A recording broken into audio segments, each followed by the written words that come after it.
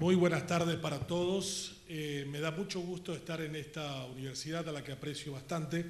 Saludo a los miembros de esta casa de estudios, al señor rector de la Universidad Nacional de Caaguazú, al señor vicerrector licenciado Hugo Recalde, a los profesores y a los queridos alumnos que forman parte de esta conversación sobre la universidad que me parece muy atinente. Una de las primeras cuestiones que deberíamos plantearnos siempre es que vivimos no una era de cambio, sino un cambio de era. Y eso significa un primer punto de vista sobre el que deberíamos asentar nuestra reflexión sobre esta cuestión particular de la extensión y el rol de la universidad. La universidad ha tenido a lo largo de su historia diferentes momentos en los que ha sido o el pivot y la referencia de los cambios y a veces ha sido su víctima. Pero en todos los casos la universidad ha estado en el centro de la reflexión acerca del futuro que nos depara la vida en la actualidad.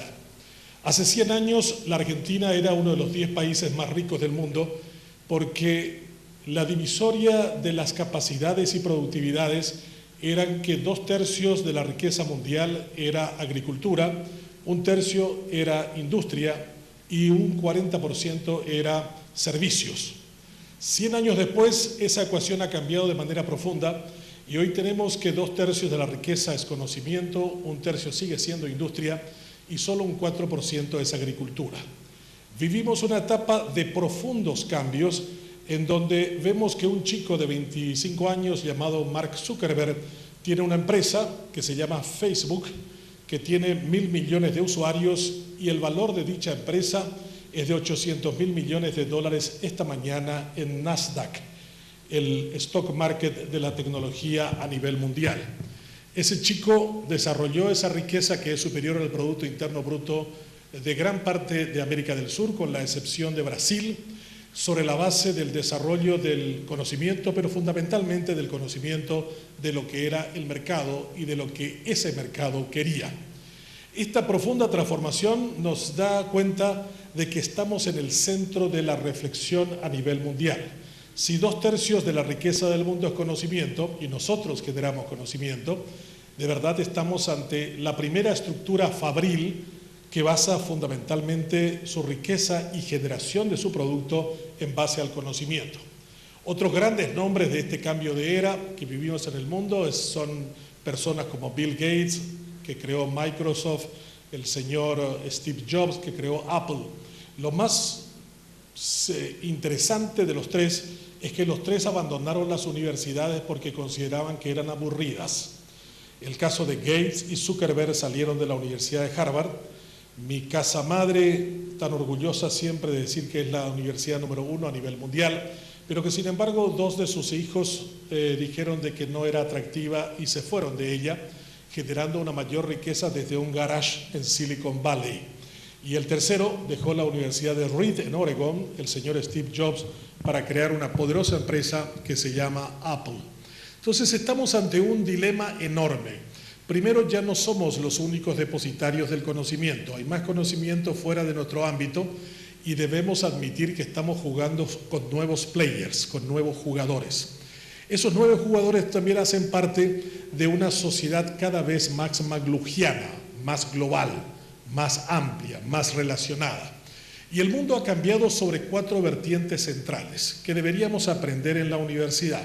Una, vivimos en un mundo de apertura, donde en la medida que entendamos que lo que nosotros sabemos sirve con el otro y para el otro, en ese concepto de alteridad del que hablaba la filósofa alemana Hannah Arendt, mejor nos va a ir. El segundo elemento es que vivimos en un mundo mucho más transparente. Lo que hagamos es percibido, visto, compartido por una mayor cantidad de personas. El tercer elemento es que más seres humanos tienen poder. Tienen poder porque tienen acceso a un teléfono inteligente que no solamente le agregan datos, información, teléfono, video y fundamentalmente la posibilidad de acceder a información en volúmenes inalcanzables e inadmisibles en otra época. Y el cuarto elemento de la característica de este cambio de era es que vivimos en un mundo de interrelación, de cooperar, de trabajar, de hacer cosas juntos. La universidad debe evitar la guetización, ser un gueto. Una de las peores cosas que hemos tenido a lo largo de la historia son los compartimentos apartados del ámbito público de su influencia. El fracaso de la industria ferroviaria a nivel mundial, especialmente en Estados Unidos, fue no darse cuenta del ferrocarril de que no era un medio de transporte como la gente creía, sino que era un medio de comunicación, que son dos cosas distintas. Una es una función específica que se realiza y la otra es una plataforma a través de la cual se hace algo. La universidad es hoy la mayor plataforma del conocimiento y como tal debería actuar en un mundo fuera de las murallas y de las estructuras cerradas. El mismo concepto de la extensión es un concepto del siglo XIX o quizás del siglo XVIII, o en todo caso es un concepto emparentado con el gueto. La universidad no debe entender la extensión como una cuestión de generosa presencia de ella en ámbitos empobrecidos de conocimiento, porque primero hay más conocimiento fuera del ámbito exclusivamente nuestro. Si los 3 hombres más ricos del mundo, que tienen más capital que todo el Producto Interno Bruto de América Latina, pueden hacer fortuna fuera de ella y sin los conocimientos de la universidad, sería un acto de pedantería notable hablar de que nuestro concepto de extensión es el único que es válido para extender lo que es sabiduría, conocimiento, experiencia. Yo sugeriría en este Congreso cambiar el concepto de la extensión por el de socio, compañero, partner, parceiro, cuate, como le llaman ustedes, de una sociedad en la que deberíamos colocar lo que sabemos con los demás en un mismo plano de igualdad. Y para eso debemos reconocer de que no vivimos en una torre de marfil apartada de la sociedad. Somos parte de la sociedad y tenemos que hacer con ella la transformación que anhelamos. Lo peor que le pudieron pasar a los judíos en la Europa del Este es vivir en guetos, en barrios donde se los identificaba como lugares donde vivían los judíos.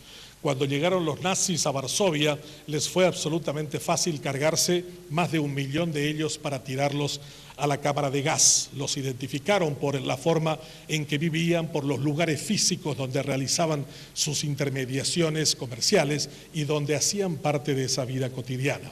La universidad debe superar 2 conceptos anacrónicos. El concepto de que vivimos en una torre de marfil llena de privilegios. Sí, en cierta manera lo somos, porque el 5% de la población paraguaya que inició el preescolar ingresa a la universidad, pero solo el 10% de los que ingresan egresan.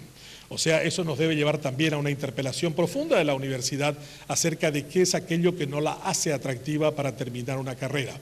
Pero la otra es entender fundamentalmente un elemento que es central.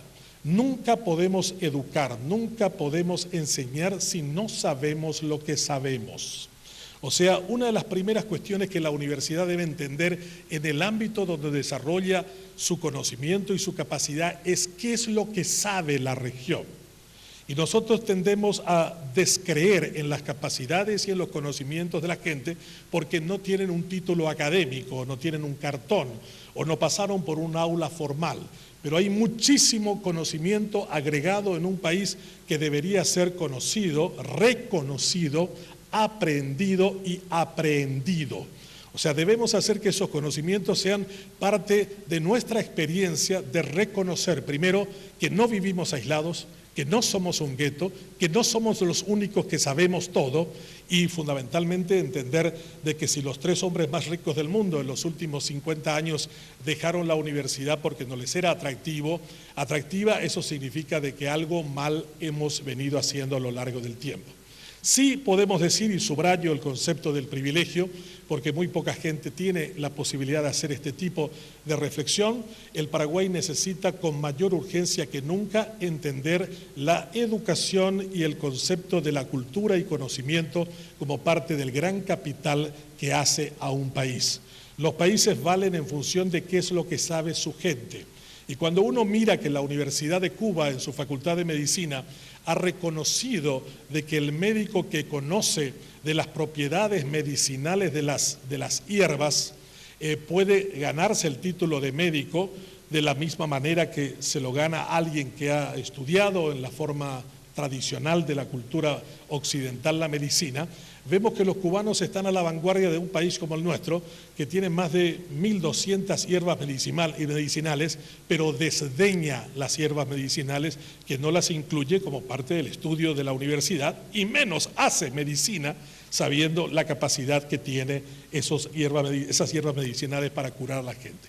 Cualquier paraguayo sabe que cuando alguien tose le dice tomá amba, o si no, si tenés algún tipo de fiebre, pues hace una borraja, y si no, tal o cual cosa. Esos conocimientos están en el paraguayo. Cada paraguayo es básicamente un médico especializado en hierbas potencial. Y ese conocimiento no está siendo aprendido por nosotros, no está siendo aprendido por la universidad tradicional. Cuba en este momento lo ha considerado en la misma jerarquía que el conocimiento habitual de cómo se agregan capacidades para ser un médico dentro del formato tradicional de Occidente. O sea, debemos repasar qué es lo que la sociedad sabe y no creer nosotros que todo lo que se sabe solo pasa en la universidad. Hay más cosas, más conocimientos, más capacidades, más inventiva que la que nosotros creemos pasan por las universidades. Y para eso hace falta una actitud de humildad y una actitud de reconocimiento que la universidad es parte de un capital mucho mayor que aquel que se encierra en sus murallas o en sus campuses o en su manera limitada de observar y de entender ese mundo. Primer elemento, vivimos un cambio de era grande. Segundo, vivimos en un ámbito en que debemos superar la referencia de gueto que ha sido la característica de nuestras universidades. Tres, todo lo que sabemos nosotros no es todo lo que el mundo sabe, y mucho menos todo lo que el mundo necesita saber para poder transformar y para poder conocer.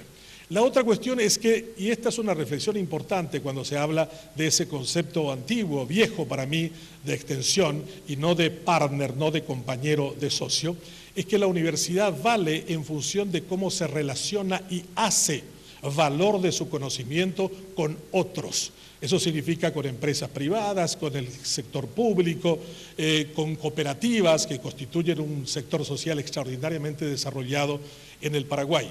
Si la universidad no abandona ese ámbito de creer que es al mismo tiempo un avión y un aeropuerto, y no entiende que es una plataforma a través de la cual fluye el conocimiento, se profundiza en una tarea de investigación, pero al mismo tiempo escucha y aprende de quienes no han ido a la universidad. La pedantería de creer que uno ya sabe porque pasó por la universidad no es de recibo. Alvin Toffler hablaba de que los conocimientos duraban 12 años en la tercera ola ya a finales del siglo XX. Hoy en las universidades se están hablando, en Harvard dice que lo que enseñan dura 3 años. Y ayer escuchaba de que realmente los conocimientos, en la visión que tiene otra universidad norteamericana, Yale, es que dura 72 días. ¡Wow!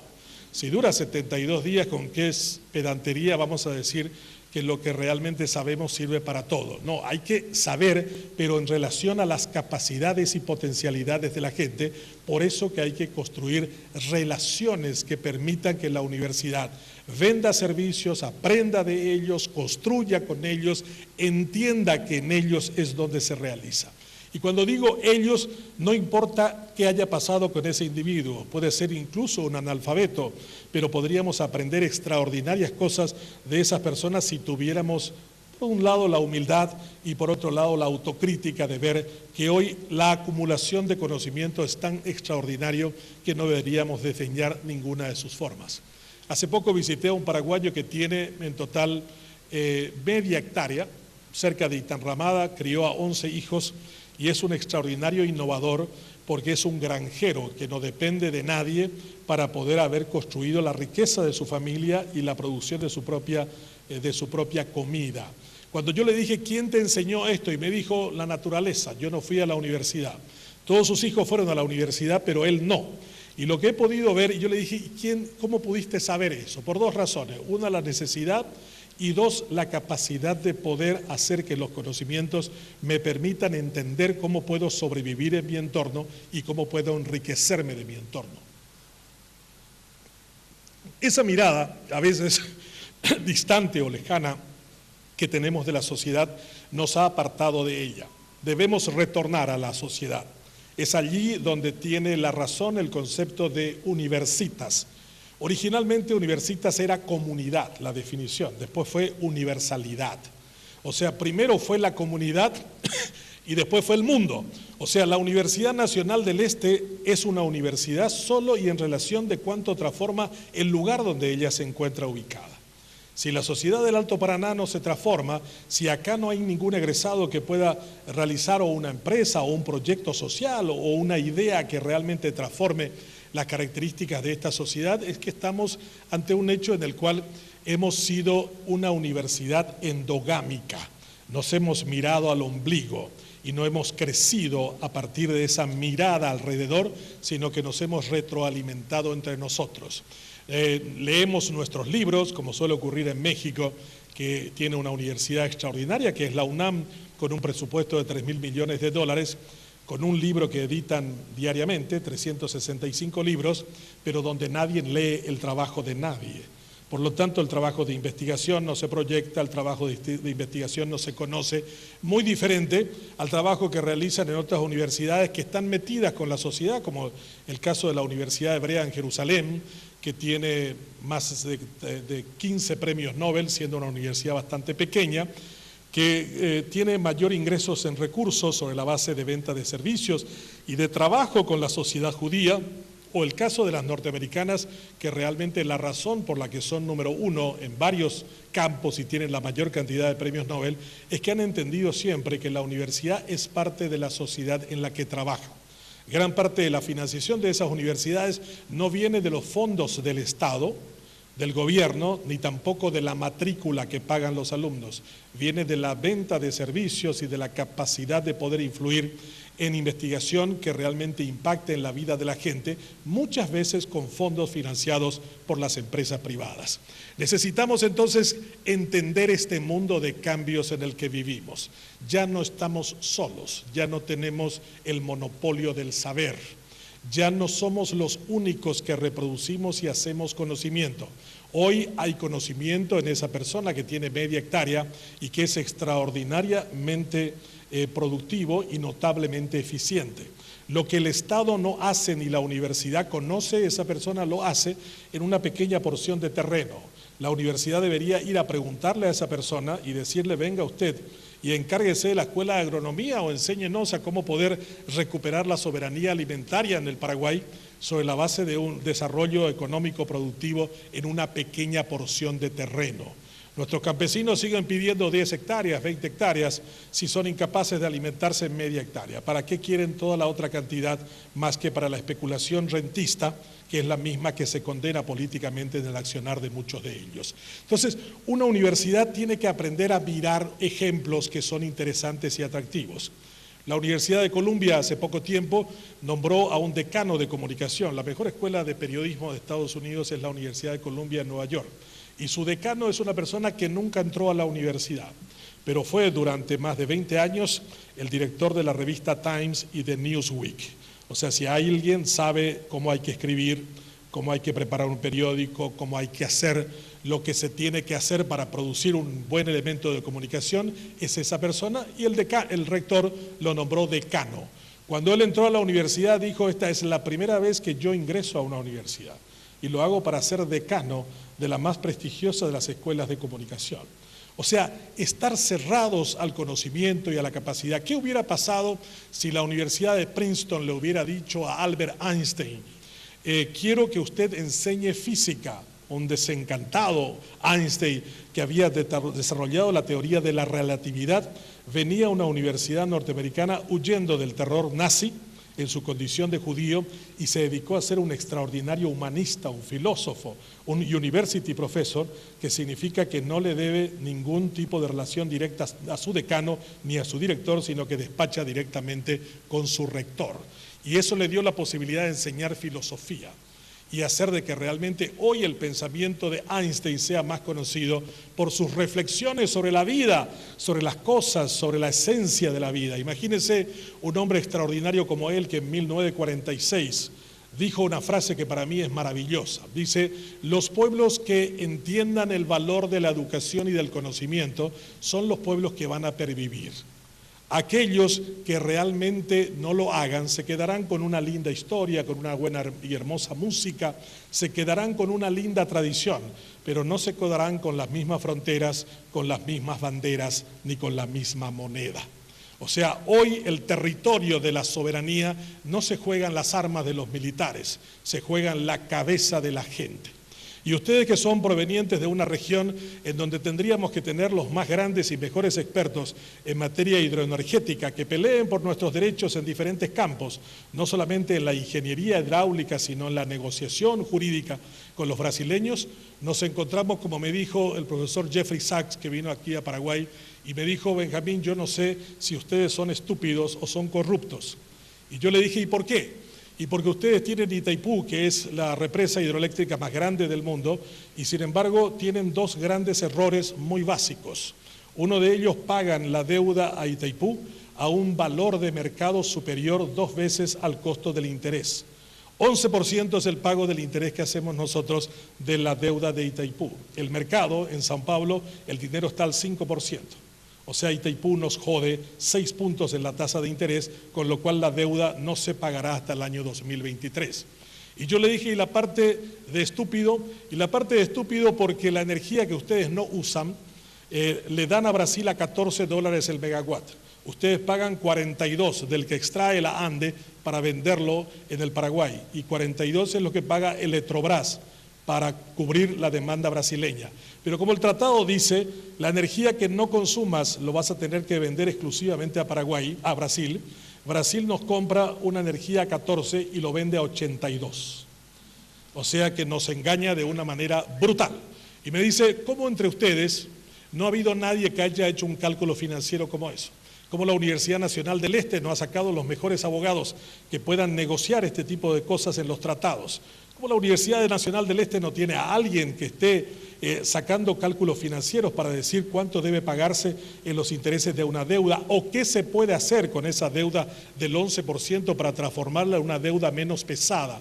¿O por qué no tenemos acá un centro de investigación que permita que el auto eléctrico sea la forma de comunicarse entre Asunción y Ciudad del Este? Los japoneses acaban de sacar un auto movido a hidrógeno, eso es agua con electricidad, y significa básicamente una revolución en el mercado mundial. Los autos eléctricos, los autos movidos a hidrógenos, los autos movidos a aire comprimido, la posibilidad de que a ustedes que están tan preocupados porque el comercio se vino abajo, y realmente es una situación muy mala para Ciudad del Este, porque esto no va a acabar hasta el año 2017 o 18, en que la crisis brasilera puede salir. Eso es un mal signo, por un lado, del negocio tradicional de Ciudad del Este, pero probablemente sea la gran oportunidad para transformar esta parte en un gran centro del conocimiento. Ustedes tienen los mejores comerciantes del Paraguay, acostumbrados a viajar sin ningún problema a China o a la India. En Asunción se hacen despedidas de solteras, despedidas de viajeros a los que van a Buenos Aires todavía. Se juntan y hacen un té para despedir a alguien que va a viajar a Buenos Aires. Acá ustedes cruzan el puente, se toman un avión en Foz de Iguazú y después de eso están en Shanghái o en la feria de Seúl haciendo negocios. Pero sin embargo no tienen la mejor escuela de negocios que debería tener el Paraguay. Deberían ser ustedes los lugares donde vengan los asuncenos, esos pobres pacatos que vivimos allá a 320 kilómetros, a aprender cómo hacer negocios y cómo realmente conectarnos con árabes, con chinos, con diferentes colectividades que viven en esta parte del mundo. La universidad tendría que ser un crisol de ese tipo de cosas. Debería ser la vanguardia en materia hidroenergética, debería ser la vanguardia en términos comerciales. Y si lo pueden hacer, ¿no?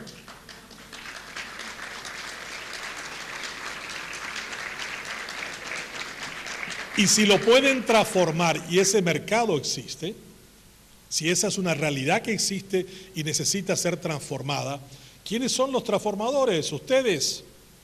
Son ustedes los que permiten que estas cosas cambien. Son ustedes los que piensan y plantean alternativas a la cuestión de si nos cae el comercio con el Brasil en la fórmula tradicional, ¿qué podemos reconvertirnos? Hace poco me vino un amigo y me dijo, qué extraña Ciudad del Este. Ciudad del Este debería haber sido el Silicon Valley de Paraguay. Tiene muy buena arena y tiene muchísima energía. Y para producir silicón se necesita arena y se necesita energía.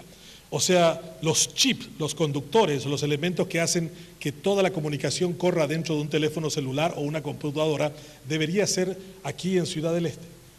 Allí bañan de Viro, tenemos todo para ser ricos y nos empeñamos en ser pobres. Yarecopaiteñan de ricona, añande yeyeika, macaterobe. Cuando hubiéramos sido la capital del Silicon Valley, el mayor centro de generación de conocimientos acerca del uso de la hidroenergía y el mayor centro en términos de creación de conocimientos en términos comerciales. Pero eso es una característica muy típica de Paraguay. No se autoflagelen solamente ustedes, pero mal de otros es consuelo de tontos.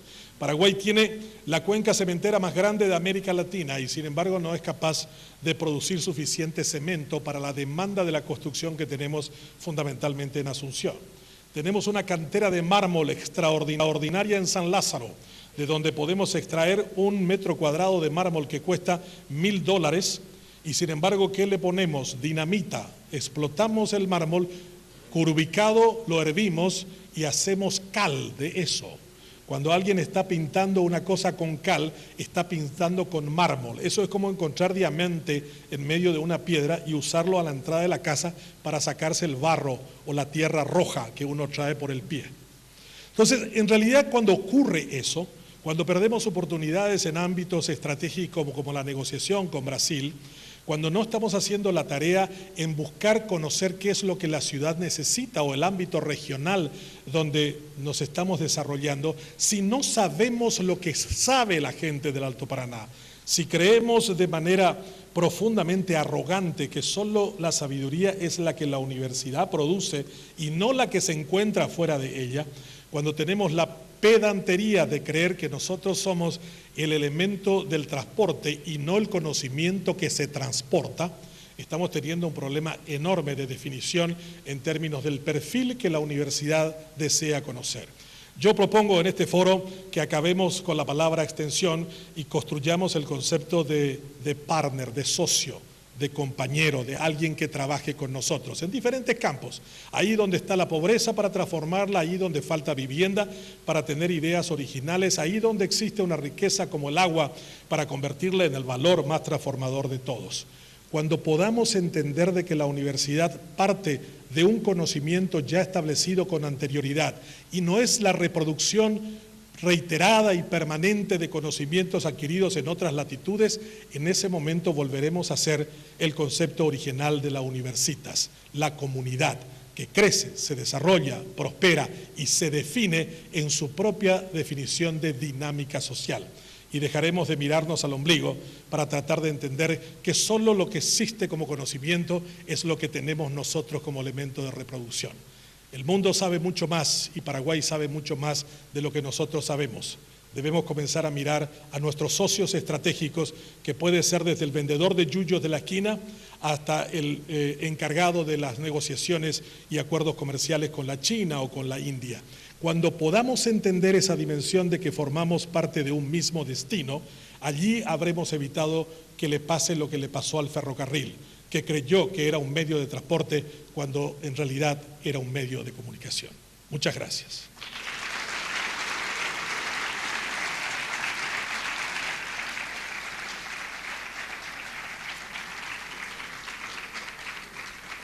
Me pidieron que hablara 40 minutos y en realidad he cumplido esa cantidad de tiempo, pero estoy abierto a cualquier pregunta, a cualquier opinión, a cualquier contestación, de cualquier forma que sea, como perciban y entiendan ustedes esto que el rector de la Universidad Nacional de Caaguazú, mi casa, me ha pedido que viniera a hacerlo. Agradezco siempre a su autoridad principal, al doctor Pablo Martínez, que ha creado en Coronel Oviedo una comunidad donde tenemos la costumbre de plantear las cosas con disidencia, sin ningún tipo de costo, y donde en la comunidad académica uno puede plantear hasta las propuestas más atrevidas, que quizás el tiempo nos dé la razón o nos castigue con su indiferencia. Espero que no sea el último de los casos en esta oportunidad, así que por favor tienen la ocasión y oportunidad de plantear o preguntar algo. Simplemente levanten la mano, por favor, y le acercamos el micrófono.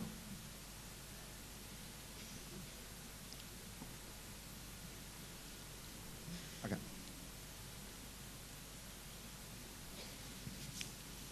Buenas tardes, doctor. En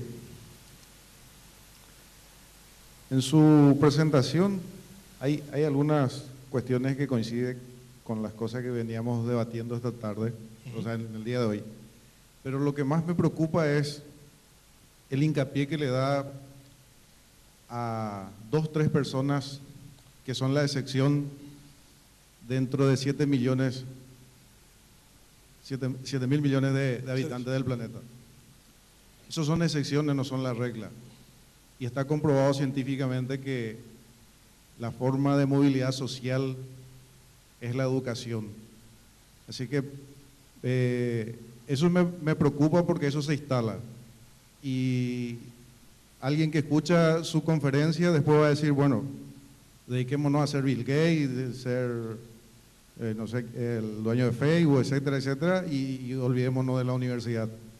Y esas son excepciones que suceden en el mundo cada cierto tiempo. Y vuelvo a insistir, la educación es lo que nos garantiza la movilidad social en el Paraguay. Ojalá sea cierto lo que usted dice, ojalá sea cierto. Si la educación asegurara la movilidad social del Paraguay, ¿usted cree que tendríamos el Congreso que tenemos? El presidente que tenemos. El presidente no votó nunca, no fue a la universidad jamás. Es presidente de la República, no hace falta, la movilidad social no viene por el hecho de que uno haya pasado por la universidad.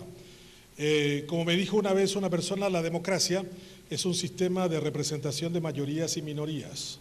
Si la mayoría de este pueblo es analfabeto, es lógico que tenga una representación analfabeta. Y el diputado me dijo, yo soy la mayoría, tú eres la excepción. Por lo tanto, el nivel de calidad de la democracia es eso. Hace poco hay un diputado del Alto Paraná que acaba de derrotar toda la estructura de su partido liberal y puede ser presidente de la República, uno que fue a 7 universidades. Esto pasa aquí en el Alto Paraná, cuidado, eso pasa en esta zona. Así que ojalá la educación, yo no desdeño la educación, yo creo profundamente en la educación, yo soy un defensor de la educación, pero la educación es un sistema. Y el sistema es el que está en entredicho. ¿Qué es el sistema? El sistema es una manera de procedimiento y de forma en el que uno termina sacando un producto determinado. El sistema educativo es hijo ¿de qué? De la revolución industrial. ¿Y cuál es la revolución que vivimos ahora? La revolución tecnológica del conocimiento de una serie de individuos que tienen más información que nosotros. Muchos de nuestros alumnos saben más que nosotros en el concepto de la sabiduría de antes. Probablemente necesitarán de nosotros para comprobar si eso es verdad, si eso es cierto, si eso funciona o no funciona. Pero sería un acto de pedantería enorme decir que todo el conocimiento que existe en el Paraguay solamente pasa por la universidad.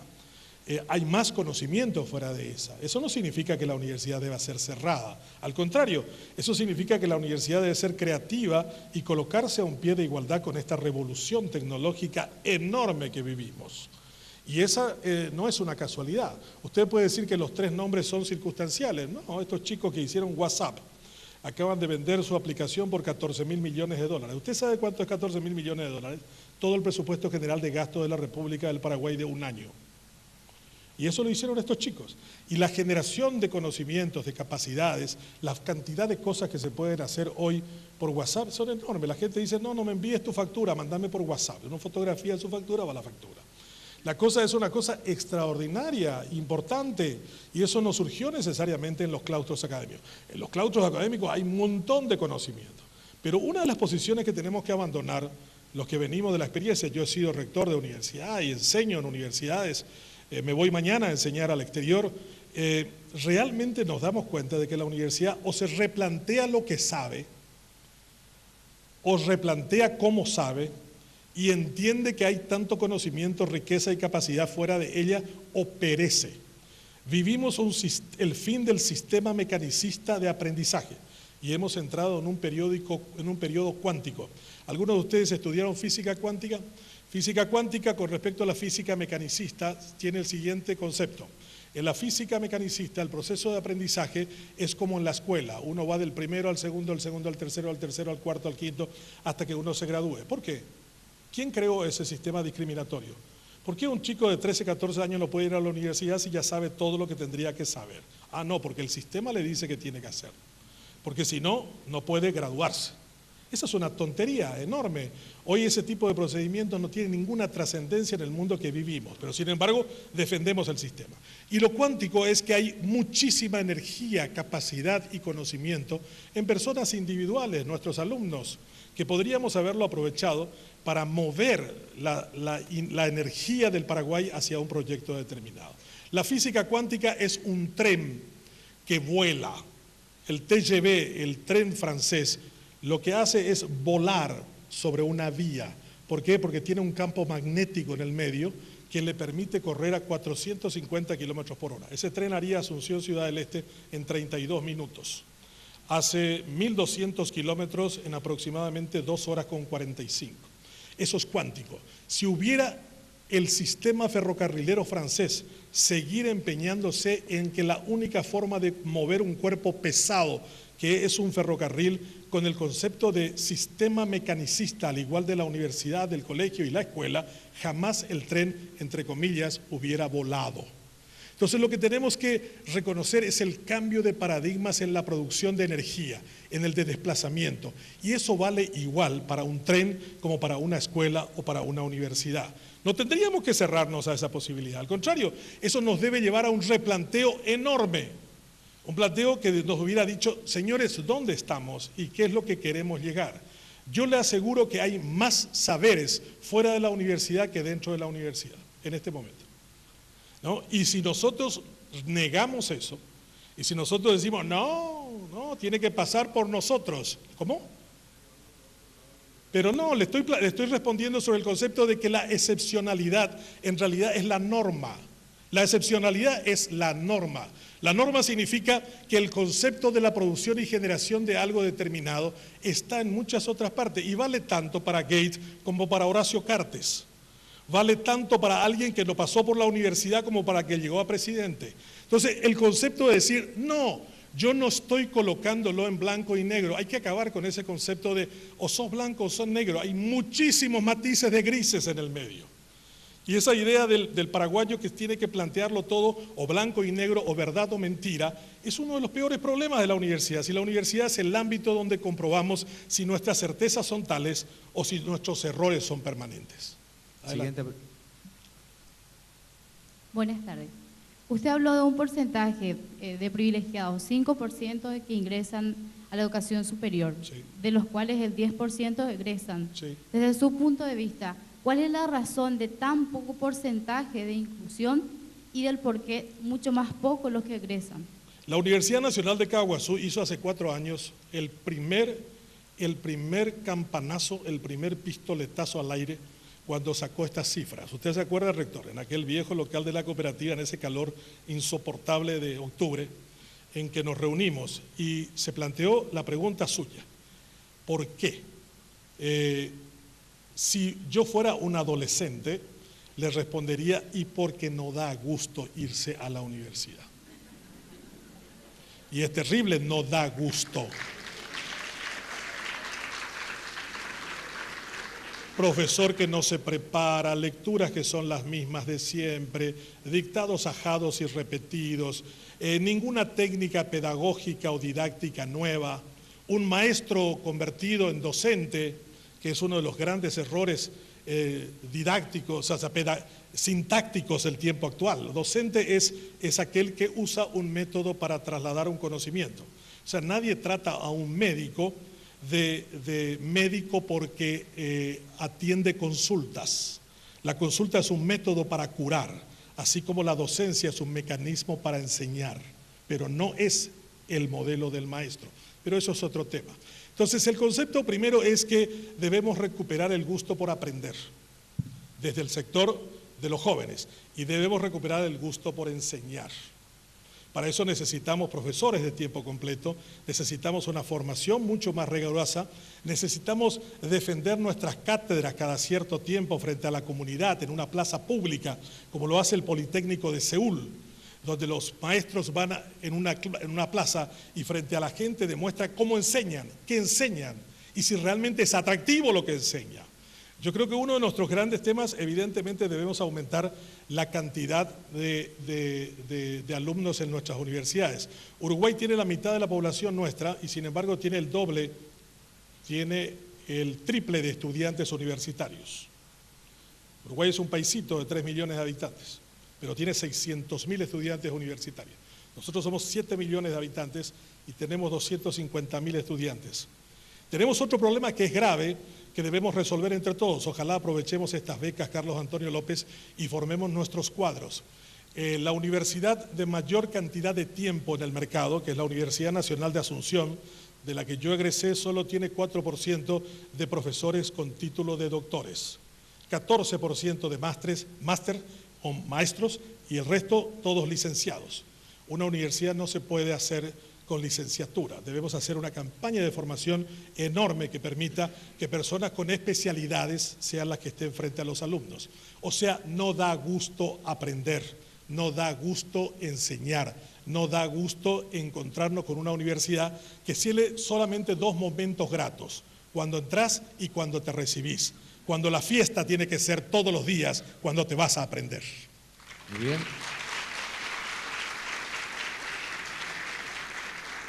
Tenemos 3 intervenciones más, aquí de la profesora, allí de la señora y del ingeniero, en este orden, por favor, ¿de acuerdo?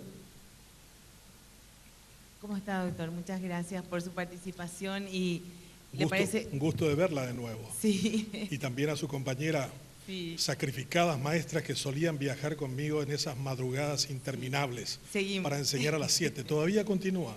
Hasta ahora sí, doctor. Muy bien. Me recuerda mucho todo lo que está exponiendo a su obra Sacudirse. Sí. Y creo que una de las cosas que hoy salió también en el debate era el replantearnos los proyectos académicos.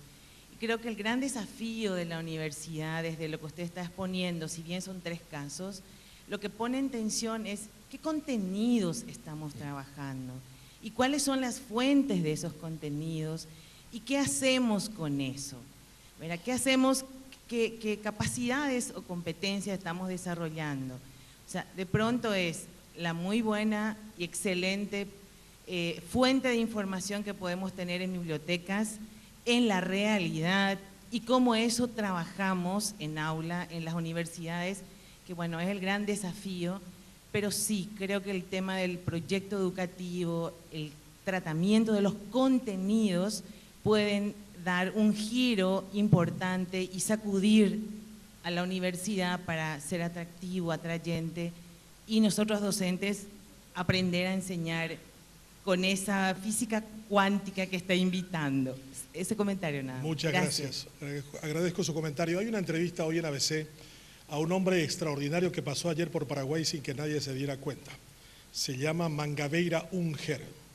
Mangabeira Unger es el inspirador de Obama en la Universidad de Harvard. Es el actual ministro de Integración de Dilma Rousseff. Vino a estar con los gobernadores ayer. Es probablemente uno de los 50 hombres más brillantes que yo he conocido en mi vida. Y Mangabeira Unger, en una entrevista que le hace hoy a ABC, dice: Brasil tiene que cambiar, los commodities han perecido como valor económico, lo que vale es lo que nosotros cultivemos en la gente, pero fundamentalmente cómo hacemos las cosas con la gente.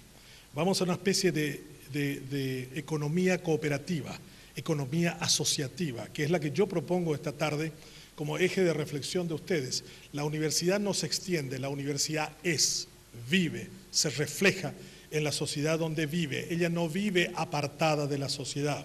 Sus profesores y sus alumnos son tan sujetos de sus grandes razones de optimismo como de sus grandes fracasos.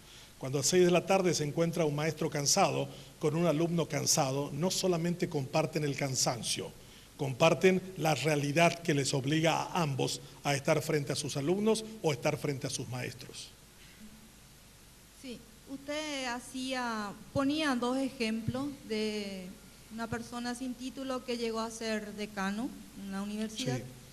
Y que estaría bien que una persona que está desarrollando una agricultura sustentable en un predio de media hectárea sea quien enseñe en la carrera de agronomía.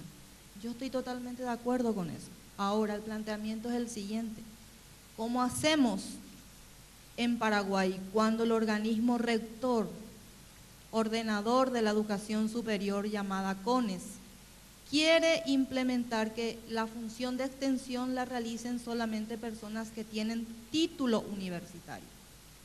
Entonces, si en la tarea de extensión, cuando hablamos que tenemos que tener esa vinculación, ese relacionamiento de partner con la sociedad, donde están los agentes comunitarios también, entonces estas personas difícilmente en nuestro sistema podrían desarrollar la extensión, y mucho menos cuando desde el Ministerio de Hacienda nos imponen, ¿verdad?, de que no podemos tener un docente sin título. Perfecto, entonces esa persona que usted está diciendo es imposible que dicte cátedras en nuestras universidades. Por eso es que ellos tienen mayor cantidad de premios Nobel que nosotros.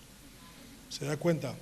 O sea, que algo esté mal y reconozcamos, y que la ley lo permita, no significa que no se pueda cambiar. Que esté en la ley no significa que sea perfecto. Yo he sido un constituyente del Paraguay en 1992. La Constitución de Paraguay, la nuestra, ha sido parte de mi trabajo. Y hemos hecho muchos errores y las normas no son pétreas. Las normas siempre van detrás de la conducta social.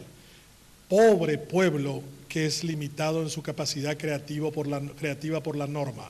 Ese pueblo es esclavo.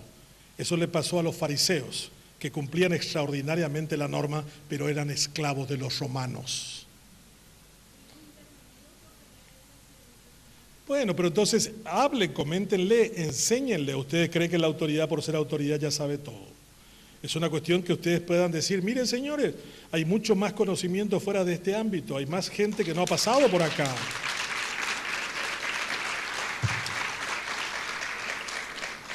Gracias. Buenas tardes, doctor. En primer lugar, felicitarle por la brillante exposición y por sobre todo también por la organización de este primer congreso. El concepto que yo pude transmitirle a los compañeros también, que es una muy buena iniciativa porque es la primera vez que se le está dando un empuje al tercer eje o a los componentes más importantes de la universidad, que es la extensión, ¿verdad? A partir de aquí podemos arrancar y podemos, inclusive, hablando desde el punto de vista presupuestario, podemos ir a poner como argumento para pedir más dinero para el tema de extensión, ¿verdad? O trabajar con las empresas privadas y decirle, vamos juntos en esto. Así mismo. A vos te conviene un profesor mío trabajando, dándote ideas de cómo mejorar tu negocio, y a vos te conviene tener alumnos nuestros trabajando contigo en áreas estratégicas de impacto social, porque finalmente podría ser o tu compañero en la generación de riqueza o en la sociedad para convertirse en un agente motivador. Así mismo. Y rescato principalmente el concepto de practicidad que se necesita dentro de la universidad para que se pueda realmente cumplir con la misión como universidad hacia la sociedad. Y eso es lo que nos toca un poco hoy desempeñar desde la Facultad de Ingeniería Agronómica de la Universidad Nacional del Este, ¿verdad? Cuando me fui a tomar posesión de cargo en esa facultad, encontré de que nunca se pudo trabajar con los pequeños productores que teníamos alrededor de la comunidad, por ejemplo. Y hoy día estamos trabajando con ellos, estamos ampliando, estamos llevando adelante proyectos. Hoy tengo un parcero, como estás hablando recientemente, vino una empresa aquí paraguaya que quiere trabajar en desarrollar nuevas variedades de caña de azúcar a nivel país, y en una tarde entre café hemos conversado con los dueños y hemos definido trabajar juntos, y hoy están instalando la mayor y mejor tecnología en tema de invernaderos, en tema de producción hortícola aquí en la región, ¿verdad? Y yo creo que usted estaba hablando de eso, de la practicidad, de abrirnos a la sociedad y que ellos puedan aportar con nosotros y que nosotros también podamos dar nuestra parte, ¿verdad?, a la sociedad productiva, en el caso nuestro, ¿verdad? Y por último, una pregunta, a lo mejor es personal, pero ¿cómo está su hijo que tuvo accidente hace unos años? Bien, afortunadamente hoy es un día muy especial para mí porque mi hijo ha vuelto a caminar después de casi 4 años. Ha sido una gran noticia. Yo estaba viajando a Ciudad del Este esta mañana y me envió un video en su terapia de rehabilitación donde me dice, estos son mis primeros 50 pasos solo. El rector tiene una copia de eso.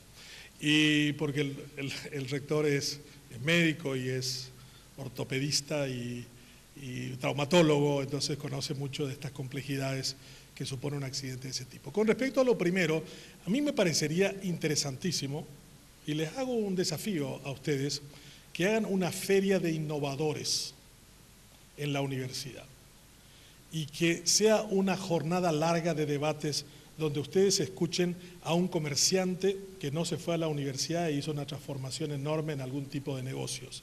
Traigan a un agricultor, traigan a alguien que ha hecho un cambio en materia de ingeniería, de arquitectura, para darse cuenta de que no es todo lo que nosotros sabemos lo que existe como sabiduría. Esa feria sería, lo pueden hacer en la Universidad Nacional de Caguazú, aquí en el este, sería una especie de volver a darle la mano a la sociedad, pero no desde un lugar como estoy lamentablemente aquí por encima de ustedes, sino al igual que ustedes, al igual que todos los demás. Debemos recuperar también en el diseño de nuestras aulas la posibilidad de estar nosotros abajo y los alumnos arriba. No es una cuestión simplemente arquitectónica, de diseño, de autoridad, sino es una rémora del autoritarismo que durante mucho tiempo tuvimos. Debemos entender también en esas pequeñas cosas una cierta dosis de humildad y de reconocimiento de que existe en la sociedad muchos saberes de los cuales podríamos haber hecho capacidad y conocimiento y que ahora lo estamos desperdiciando. Cuando lo hagamos, la universidad volverá a decir, vuelvo a decir y referenciar el término y el concepto. Universita significaba comunidad, asociación de personas, de vecinos, de gente que compartía la sabiduría y el conocimiento inicialmente, marcado por la religión, indudablemente en los primeros tiempos. Pero si lográramos nosotros entender a la sociedad, en ese momento la podríamos transformar. Muchas gracias.